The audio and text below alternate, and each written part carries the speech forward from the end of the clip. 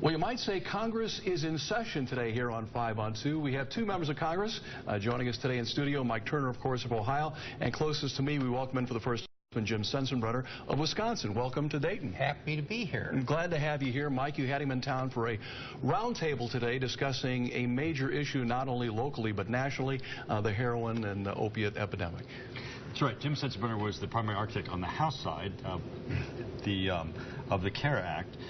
Rob Portman was the primary author on the Senate side, which helps provide additional resources and guidance to communities who are trying to impact heroin opiate addiction. You know, our roundtable day focused on three things: prevention, trying to prevent people from taking that step that this is life destructive; two, intervention, how do we get people identified who have the addiction; and three, treatment. And that's where we were able to get Congressman Sensenbrenner's insight as to, on three of those things, how do we move our community forward. Jim, always interesting to get an outsider's perspective, because here we see the close-in view being here in Dayton on a full-time basis, and the problem is just exploding in our town.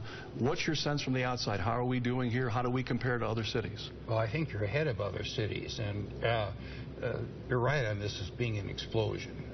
A lot of people don't realize that there are more people who have died of opiate overdoses in this country than car crashes.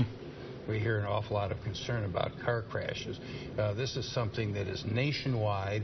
It isn't urban, it isn't suburban, it isn't rural, it's everywhere.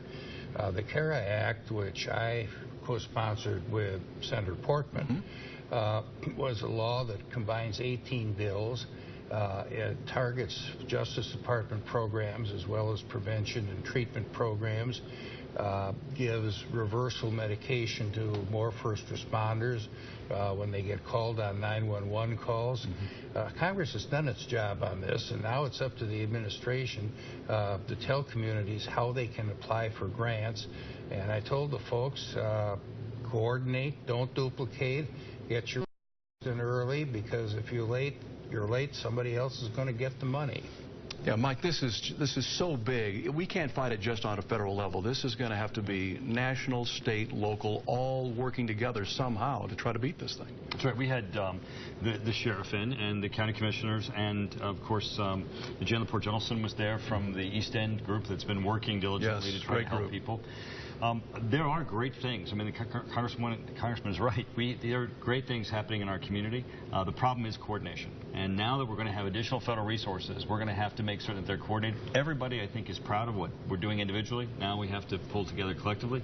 It's something that we're very good at as a community, and now we're going to have to get to that business. All right. Always good to have Congressman Mike Turner with us, as always, here on 5 on 2, and good to see you, Congressman Sensenbrenner. Thank you for doing what you can to fight this in D.C., because we need all the help we can get. All right, guys. Thank you much. Katie? Thank you.